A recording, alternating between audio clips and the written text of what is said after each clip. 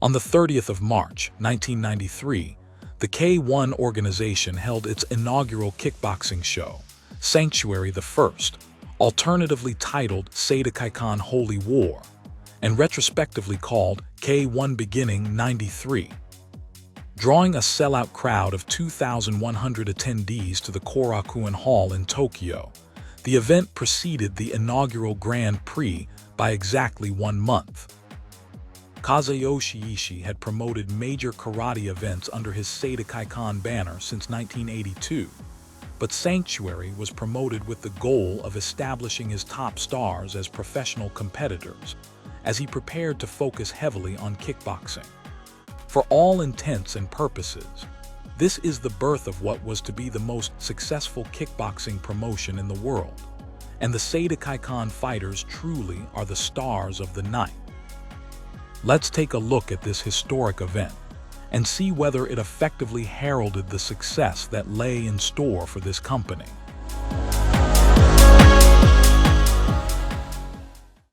We open with a bout in the featherweight division. The first fight of the night, the first contest in K-1 history, pits Seidokaikan's Yoshihisa Tagami against Junji Kageishi of the Daido Shijuku Dojo. For all intents and purposes, this and most of the night's other stand-up matches are contested under Muay Thai rules, allowing clinching, knees, and elbow strikes, with 5 rounds of 3 minutes each. I couldn't find any information on Kageishi, who may have been a full-contact competitor in his own right, but doesn't seem to have any kickboxing experience, and hasn't appeared in any of the Seidokaikan shows available to me. On the other side of the ring is Tagami, a well-established karate star who would probably be an All-Japan champion if he'd competed in anything other than the open-weight division. He has only a couple of professional matches under his belt, but because kickboxing is part of Seidokaikan competition, that lack of experience is deceptive, and he's definitely the match favorite. Round 1. The bout is an absolute blowout in Tagami's favor. Kageishi manages to land a couple of modest kicks, but Tagami quickly realizes that he's a lot stronger than his opponent and scores a flash knockdown. Kageishi is pummeled with punches and elbows before going back down from a knee. He manages to get back up, but Tagami immediately resumes the close-quarter attack. The visiting fighter is completely overwhelmed, utterly unable to fight back, and the referee wisely stops the fight. Yoshihisa Tagami wins K-1's inaugural match by TKO at 1 minute 46 seconds in the first round. This was a very powerful effort by one of the dojo's top stars, who is essentially trying to win over established fans of Japanese kickboxing by being as violent as possible. It's hard to imagine a more dominant display, but as it turned out, Tagami's teammates are up to the challenge. Next is a light heavyweight showdown between Seidokaikan's Taiei Kin and the Keishukai Dojo's Haruo Wada. The same stipulations apply as before. Again, there's very little information available on Wada, but based on who else is fighting on the show, it's likely that he's representing Wajutsu Keishukai, the gym founded by Yoshinori Nishi, which later produced the UFC star Yushin Okami. Kin, also known as Tae-young Kim, is a Seido star of the same caliber as Yoshihisa Tagami, having reached second place at the previous year's Karate World Cup. This is officially his first kickboxing match, but he's already made his name as someone with superstar potential, having won a classic mixed rules match against Manson Gibson in July. Round 1. After a brief exchange of kicks, Kin punches Wada into the corner and fells him with a knee to the face. Despite looking a little shaky, the referee allows Wada to continue, and Kin immediately takes advantage with a spinning back kick and then a roundhouse kick to send Wada to the mat again. He fails to meet the 10 count, and the match is over, Kin winning by knockout after only 59 seconds. Haruo Wada is still on the canvas by the time the footage fades out and may be injured. It was another extremely dominant performance by one of Ishii's fighters, and we're not done with this trend yet. Next is a match in the heavyweight division, Seido's Adam Watt taking on Shinjiro Aoki of Daido Shijuku. I don't know anything about Aoki, but Watt is a rising star in Ishii's dojo. His backstory as a foreigner in Japan is intriguing, but to keep things succinct, he's the first non-Japanese star of Seidokaikan, having earned second place at the inaugural Karate World Cup while still only a white belt. He is by far the school's most experienced kickboxer, having been more or less thrown to the wolves in matches with Rob Common, Peter Arts, and Stan Longinidis. He's 0-5 in professional competition, but may very well regard K-1 as a fresh start, and his significant height and reach advantage will likely give him an edge. Round 1. Watt immediately scores with a roundhouse kick to the head. Aoki catches his leg but can't capitalize, and moments later, he takes an uppercut to the face that promptly sends him down. He stays on the canvas while clutching his face, and Adam Watt wins by knockout, 40 seconds into the match, besting his teammates and setting an early K-1 record for fastest finish. As though the Seidokaikan fighters were in competition with each other, these first 3 matches have made a strong case for the dojo's transition to kickboxing. While their opponents have been far from the highest caliber of competition, they help demonstrate that Seidokaikan is indeed ready for the professional leagues. The following match demonstrates how K-1 is still finding its identity as a martial arts company, and also heralds its eventual integration of MMA years in the future. It's a Sogu Koktogi bout in the heavyweight division between the Keishukai founder, Yoshinori Nishi, and Seidokaikan's deputy headmaster, Nobuaki Kakuda. There will be 1 round of 15 minutes, and the rules allow for throws, takedowns, and submissions. Because the fighters are bare-knuckle, punches to the face aren't allowed. Pro wrestling-style rope breaks are observed, and submissions count as a point towards a fighter's score rather than as an end to the match. These rules are similar to those in fighting network rings, and this shouldn't come as a surprise, given the working relationship between Kazuyoshi Ishii and Rings' Akira Maeda. Kakuda actually competed in rings several times prior, and faced Nishi at the Rings Mega Battle Special show the previous August.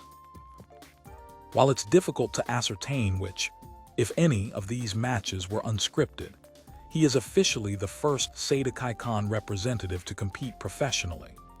He's arguably the most important figure of the entire dojo, being largely responsible for the day-to-day running of Seidokaikan while Ishii focuses on business. Nishi is likewise a veteran of rings, but arrives with significant martial arts credentials. Originally a student of judo under the legendary Yasuhiko Kimura, he later found a more lasting home in the Daido Juku Karate Dojo, and became successful on the knockdown circuit as an open-weight contestant. He's effectively a pioneer of Japanese mixed martial arts, and we'll see if his expertise is enough for him to succeed tonight. Round 1. The fighters start slow, rarely connecting with any strikes, until Kakuda closes the distance with a single-leg takedown, which Nishi is able to counter. Nishi pulls his opponent away from the ropes and attempts to find the rear mount before the fighters are stood up. Nishi then trips Kakuda into a side headlock. Kakuda fights the neck crank, and eventually Nishi can't make anything of his position before they're stood up again. Another trip has Nishi looking for the ankle lock before Kakuda rolls over. Nishi achieves the rear mount, but again, nothing comes of it. Another trip leads to a couple of ineffective leglock attempts. With the match more than half over, the action has felt repetitive.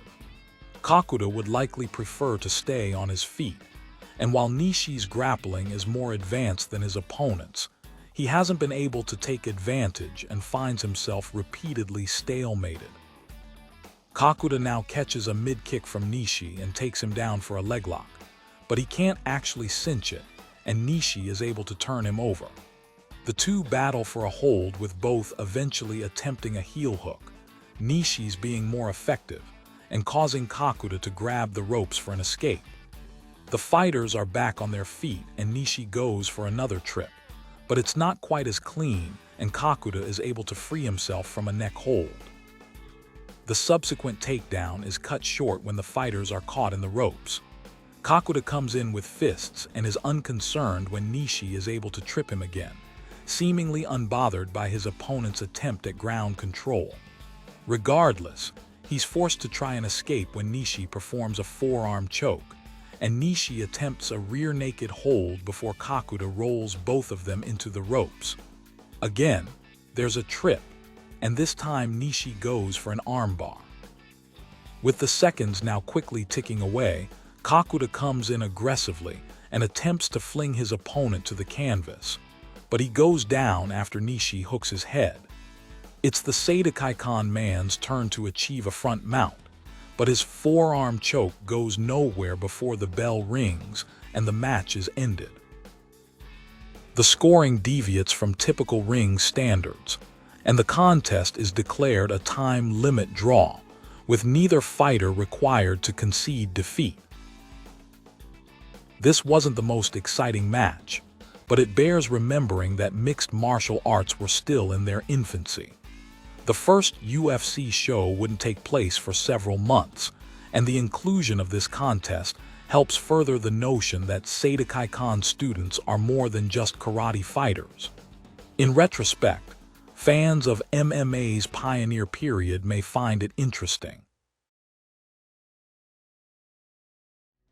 We return to kickboxing for the only exhibition contest of the night, as well as the only match in the women's division. It's a bantamweight bout between two Seidokaikan students, Chizumi Yoshida from the main dojo and Peko-chan Yuri from the Saitama branch. They'll be fighting 2 rounds of 3 minutes each. Disappointingly, I know nothing about either fighter, but it's noteworthy that for a company which took a very long time to develop a proper women's division, female competitors were in fact part of its formation. Round 1. The match opens with a couple of furious exchanges, Yuri landing some hooks to the head. Yoshida is able to absorb these and eventually goes on the offensive, trying to force her opponent into the corner. The action slows down about halfway through the round, but Yoshida continues to come forward while Yuri fights defensively. They continue to land strikes at full contact, neither fighter treating this as a non-competitive outing. Yuri eventually takes the offensive with some hooks, but the round ends before she can capitalize. Round 2. Yoshida walks into Yuri's punches, but these have lost a lot of their power. Yoshida continues coming forward, repeating the theme of the previous round, and the two eventually clinch and land some knees. Yuri sinks a front kick, and then a couple of side kicks, but they're only momentary distractions as Yoshida seeks the clinch again. Yuri takes control with a big right hook and a left jab, and the exhausted Yoshida can do little more than clinch repeatedly before the bell. Being an exhibition, the fight is automatically declared a draw, but I need to emphasize that this was very hard-hitting for what was technically a non-competitive fight. Yoshida and Yuri couldn't maintain their initial pace, and their strikes eventually became sloppy, but it's fair to say that the one exhibition on the card is far from its least exciting match. We return to both MMA rules and the heavyweight division as Naoyuki Taira meets Katsumi Usuda.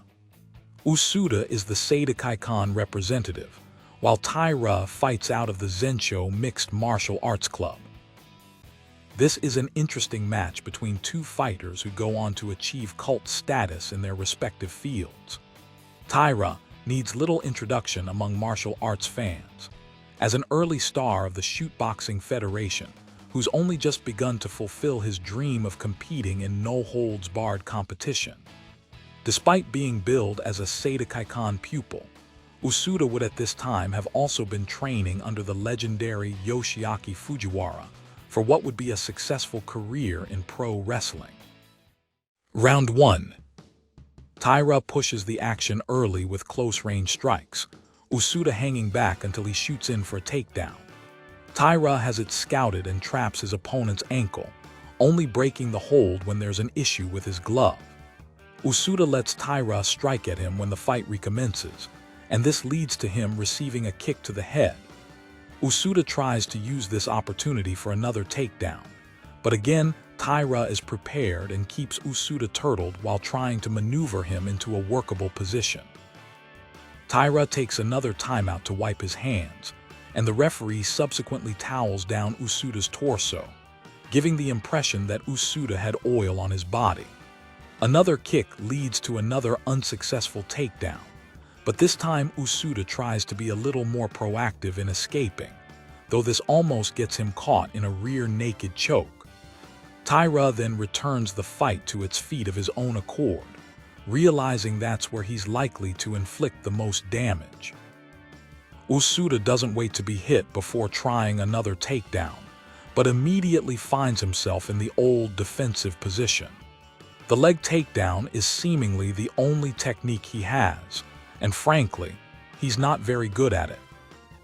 Taira sinks a big spinning back kick that Usuda is able to absorb, but it leads them back to the canvas. Here, Taira is finally able to lock in a rear choke, and Usuda is forced to submit. Again, this doesn't mean the end of the match, but counts as a point in the shoot boxer's favor. The fight resumes, and an extremely confident Taira delights the crowd with a jumping axe kick. He's now all but bullying Usuda, making him back up at will and choosing his strikes with discretion. Usuda again tries the double leg takedown, but Taira isn't about to be caught off guard and counters before hunting for another choke. He's impatient when he doesn't find it, and by standing back up, he allows Usuda the opportunity to attempt a flying body scissors. More kicks from Taira lead to another failed takedown and another voluntary break. Taira can barely be bothered and jabs at the unresponsive Usuda in the corner. The wrestler attempts a tackle, but the kickboxer responds with an arm-lock throw.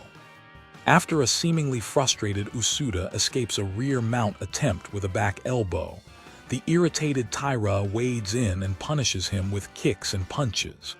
He connects with a jumping heel kick, and then a mid-kick. This finally gives Usuda the opening he needed to catch the leg and attempt a heel hook, but the fighters are caught up in the ropes, and the hold is immediately broken. With about 2 minutes to go, Usuda manages to hook Taira's leg, but takes a knee to the head for his effort. He gets his biggest opening yet when Taira mistakenly anticipates a breakage and stands up, allowing his opponent to trip him and hunt for another leg lock. It comes to nothing, the fighters being in the ropes again, and the very confident Taira subsequently clinches Usuda to land more knees. Usuda manages to catch the leg again, but haplessly finds himself in a rear naked choke, his subsequent submission only being nullified by his legs being under the ropes. Now bleeding from his nose, Usuda attempts a rare spinning back kick, but it doesn't properly connect, and Taira continues to stalk him. 3 attempted takedowns in quick succession lead to Taira cinching a front face lock in the middle of the ring, and Usuda taps for the second time. With Usuda remaining on the mat, the referee opts to end the match with only 57 seconds to go, and Naoyuki Taira wins, marking the first instance of a visiting fighter defeating a Seidokaikan team member. As frustrating as it could be, this was ultimately the more exciting mixed martial arts match of the card, largely thanks to Taira's showmanship. While still relatively limited in his own grappling ability, the shoot boxer thoroughly outclassed his opponent. It's a fight that helped build his cult status and redefine him as a mixed martial artist, and fans of his should definitely see it in its entirety. We're nearing the climax of the show, and have reached the first of two co-main events. This match is one of the main selling points of the entire production, and serves as an early demonstration of what Ishii wanted his new promotion to be. It's a heavyweight contest, and the rules have changed to reflect what would become the better-known K-1 stipulations, with elbows no longer allowed. These are described as Grand Prix rules, and in that sense, this may very well count as the first Grand Prix qualifying match in K-1 history. It's the former Seidokaikan champion Toshiyuki Atokawa versus international kickboxing superstar Stan Longinidis. Atokawa, whose real name is Satoshi Gogawa, is one of the top 2 stars of Seidokaikan. He joined the academy at age 19 and has been with them for about 5 years, during which time he's won the All Japan Open Tournament, the Tower Cup Open, and 2 years prior, the inaugural Karate World Cup. He's a vindication of Kazuyoshi Ishii's karate system, having managed to excel in the open weight division despite not being a large man. This is his kickboxing debut, and Ishii shows a lot of confidence by setting him up against such a formidable opponent. Stan the man is at the absolute height of his career, and is easily one of the most recognizable athletes in professional martial arts. He's been all but untouchable since his debut in 1987, and is only about 3 months removed from the most significant win of his career, when he'd irreparably damaged the reputation of Dennis Alexio in just 15 seconds. He holds at least 2 major world championships simultaneously, the more prominent being his WKA super heavyweight title.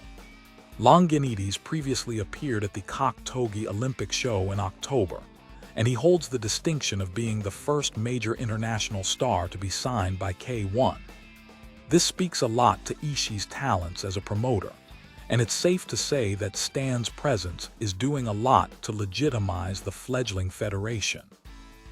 The fans in attendance may be expecting a repeat of his 15-second knockout, and he's definitely the favorite to win. Round 1. The fighters exchange low kicks before Longinidis lands a head jab on the circling Atokawa, but the Japanese boxer otherwise displays good defensive capability against his stronger opponent. He surprises Stan with a jab of his own and a hook to the head after the Australian charges in, but little to no power strikes from either fighter are landed during this feeling-out period.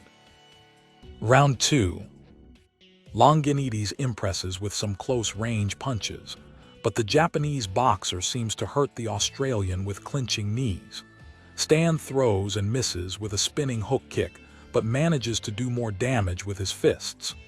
Good defense from Atokawa limits the damage he takes, but he can't make much capital of another clinch. Longinidis connects with a left hook, only to be kicked in the head. The round ends excitingly with a standing exchange, and it remains either fighter's match. Round 3. Stan misses with a huge left hook, and Atokawa continues to largely avoid punishment. He takes a couple of smaller punches, but is able to fight back with low kicks. He walks into a short left, but manages to dodge the big overhand, then pushes Longinidis into the corner with a knee strike and a jab. The karate champ is slowly growing exhausted, but he's benefiting from Stan's tendency to fight in bursts. A hook is traded for a high kick, and Atokawa sinks a knee in the clinch before round's end. With the match now more than half over, I think that Longinidis holds a slim advantage. The Australian would probably have preferred to end the fight early, but he's not overly concerned about the strikes being thrown his way, and at this point, he's just waiting for one of his knockout punches to land. For his part, Toshiyuki Atokawa has already outperformed a lot of people's expectations and has shown great composure under fire. He's yet to replicate the imposing fighting style he used in bare-knuckle competition, but has managed to surprise Longinidis often enough that an upset isn't out of the question. A little luck at this time could go a long way. Round 4. Even though Atokawa manages to land a right cross, a subsequent standing exchange seems to favor the Australian, and the Seido star returns to fighting from the outside. He does well attacking from a distance and avoiding Stan's retaliatory hooks, but shows his exhaustion by missing with some of his own strikes. He catches a glancing blow across the face, and a few moments later takes a right cross to the jaw, after which Stan manages to land some strikes in the corner before the bell. Round 5. No doubt realizing that he's reached his last opportunity to cinch a decisive victory, Longinidis immediately throws a huge right that delivers the first knockdown of the fight. To his credit, Atokawa gets right back to his feet and manages to land some head strikes of his own, only for Stan to return fire. A huge overhand effectively forces Atokawa out of a clinch, and while the karate stylist lands a painful low kick, he can't capitalize.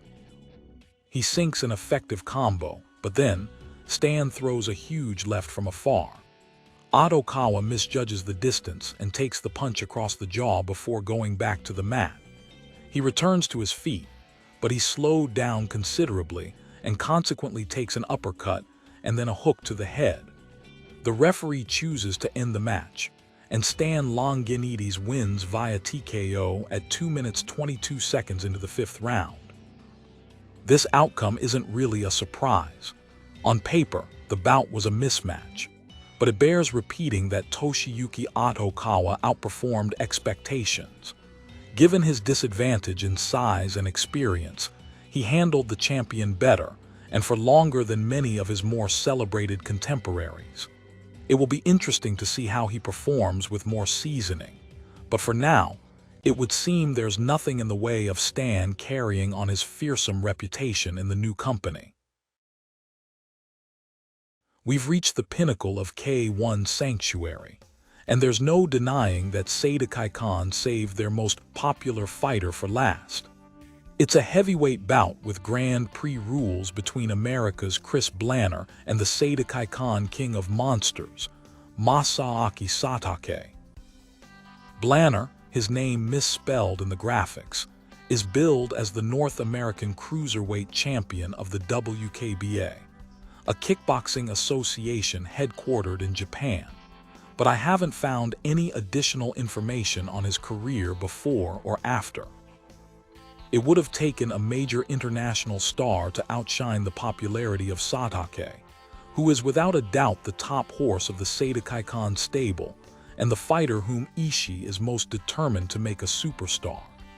Satake has been the man to beat in Japanese karate for the last half-decade, his size and strength pairing with an innate toughness and a talent for power striking. He's been making the slow transition to kickboxing since 1990, his gloved career commencing with a controversial victory over U.S. champion Don Nakaya Nielsen.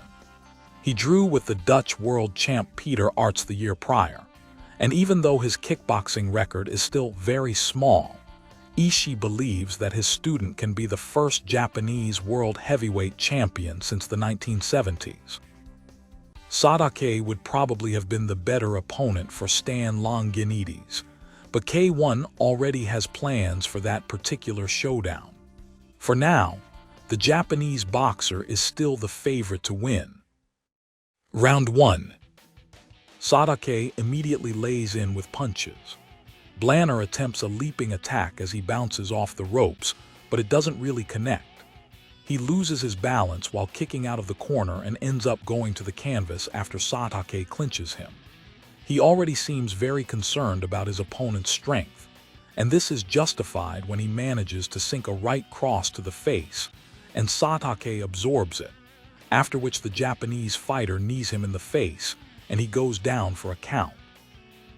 Blanner makes it back to his feet, but purposely keeps his head down when he's clinched, as though trying to avoid all of his opponent's limbs at the same time. He slips, gets back up, and looks absolutely intimidated when his adversary traps him in the corner. He shakes his head as though rethinking the decision to accept this match, and goes down in another slip. He literally falls of his own accord at the mere threat of being hit, and the crowd is thoroughly amused. Satake looks absolutely disgusted, and he fells the American with a right straight to the head. Blanner barely makes the count and does his utmost to stay away from Satake before the bell rings. Round 2. Blanner tries his luck with a high kick and an overhand, but both are blocked, and a retaliatory overhand from Satake leads to another slip. Chris literally runs from his opponent when cornered, and he takes a knockdown after Satake's knee connects with his head.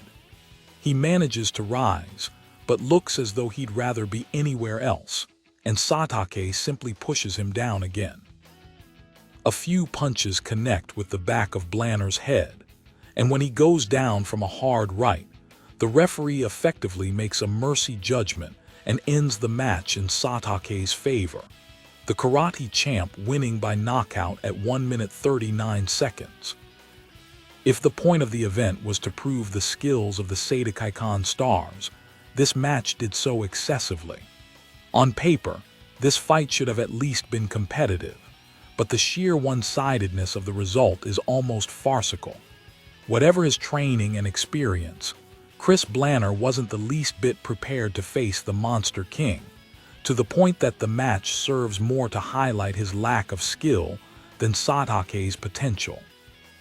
Still, the hopeless nature of the bout is entertaining, and the audience was pleased to see their hero so dominant.